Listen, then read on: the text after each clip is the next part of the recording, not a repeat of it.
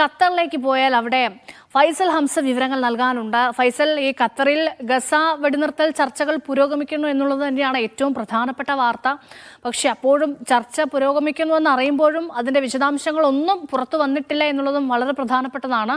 ഒപ്പം റമദാൻ കാലമാണ്, അവിടെ കുട്ടികളുടെ നോമ്പാഘോഷമായ ഗരങ്കാവൂനൊക്കെ ഒരുക്കങ്ങൾ തുടങ്ങിയിട്ടുണ്ട്. പറയൂ, എന്തൊക്കെയാണ് ഖത്തറിലെ വാർത്തകളും വർത്തമാനങ്ങളും? രേഷ്മ, ഗസയിലെ വെടിനിർത്തലുമായി ബന്ധപ്പെട്ട ചർച്ചകൾ പുനരാരംഭിക്കുമെന്ന് ഇന്നലെ അന്താരാഷ്ട്ര മാധ്യമങ്ങൾ റിപ്പോർട്ട് ചെയ്തിരുന്നു. ഇസ്രായേലിൻ്റെ ഉന്നതതല നേതൃത്വം തന്നെ ഇക്കാര്യത്തിനായി ദോഹയിലെത്തുമെന്നാണ് അറിയിച്ചിരുന്നത്. അതായത് മൊസാദിൻ്റെ തലവൻ അടക്കമുള്ളവർ ഈ ചർച്ചയിൽ പങ്കെടുക്കുമെന്നായിരുന്നു അന്താരാഷ്ട്ര മാധ്യമങ്ങളുടെ റിപ്പോർട്ട്. എന്നാൽ ഇതുമായി ബന്ധപ്പെട്ട കൂടുതൽ വിവരങ്ങളൊന്നും, ഇന്ന് ചർച്ചകൾ എവിടം വരെ എത്തി, എന്തായി ധാരണകൾ എന്നുള്ള കാര്യത്തിലൊന്നും ഇതുവരെ ഒരു വ്യക്തത വന്നിട്ടില്ല. ഇതൊന്നും പുറത്തുവിട്ടിട്ടില്ല.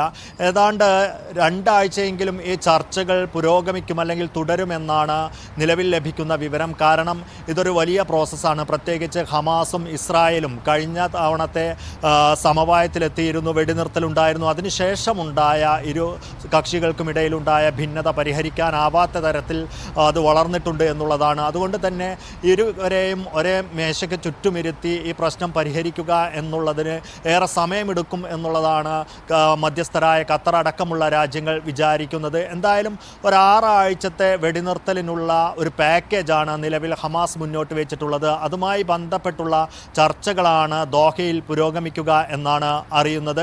മറ്റൊന്ന്, ഇതുമായി ചേർത്ത് പറയേണ്ട ഒരു കാര്യം, ഇന്ന് UAE വിദേശകാര്യമന്ത്രി ഖത്തർ സന്ദർശിച്ചിരുന്നു. അദ്ദേഹം ഖത്തർ പ്രധാനമന്ത്രി ഷെയ്ഖ് മുഹമ്മദ് ബിൻ അബ്ദുറഹ്മാൻ അൽത്താനിയുമായി നടത്തിയ ചർച്ചയിൽ ഗസ വിഷയം ചർച്ചയായിട്ടുണ്ട്. ഗസയിൽ അടിയന്തരമായി വെടിനിർത്തലിൻ്റെയും അതോടൊപ്പം തന്നെ ഗസയിലേക്ക് മാനുഷിക സഹായം ഉടൻ തന്നെ എത്തിക്കേണ്ടതിൻ്റെയും ആവശ്യകത ഇരുവരും ചർച്ച ചെയ്തിട്ടുണ്ട്. ഖത്തർ അമീറുമായും UAE വിദേശകാര്യമന്ത്രി ചർച്ച നടത്തിയിട്ടുണ്ട്. ഖത്തറിൽ നിന്നും പങ്കുവെക്കേണ്ട മറ്റൊരു കാര്യം, നമുക്കറിയാം റമദാൻ മാസമാണ്. റമദാൻ മാസത്തിൽ വിശ്വാസികൾ നിർബന്ധമായും നൽകേണ്ട ദാനധർമ്മമുണ്ട്, ഫിത്ർ സക്കാത്ത്. ഖത്തറിൽ താമസിക്കുന്നവരുടെ ഫിത്ർ സക്കാത്തിൻ്റെ കണക്ക് ഖത്തർ മതകാര്യ മന്ത്രാലയം ഇന്ന് അറിയിച്ചിട്ടുണ്ട്.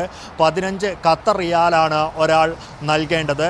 റമദാനുമായി തന്നെ പങ്കുവെക്കേണ്ട മറ്റൊരു വിവരം, നമുക്കറിയാം ഖത്തറിലെ കുട്ടികളുടെ നോമ്പാഘോഷമാണ് കരങ്കാവു. എല്ലാ റമദാനിലും റമദാൻ 14-ന് നോമ്പ് 14-നാണ് ഈ ആഘോഷം നടക്കുക. ഈ ആഘോഷത്തോടനുബന്ധിച്ച് ഖത്തറിലെ ദർബൽ സായിൽ ഒരു മാർക്കറ്റിന് ഇന്ന് തുടക്കം കുറിക്കുകയാണ്. ഈ കരങ്കാവ് ആഘോഷങ്ങൾക്ക് വേണ്ട മിഠായികൾ, മറ്റു വസ്തുക്കളെല്ലാം ഉൾപ്പെടുത്തിയുള്ളതായിരിക്കും ഈ മാർക്കറ്റ്. കരങ്കാവ് ദിനം വരെ ഈ മാർക്കറ്റ് തുടരും. റമദാനിൽ രാത്രിയിലായിരിക്കും ഈ മാർക്കറ്റ് പ്രവർത്തിക്കുക എന്നും അറിയിച്ചിട്ടുണ്ട്. രേഷ്മ.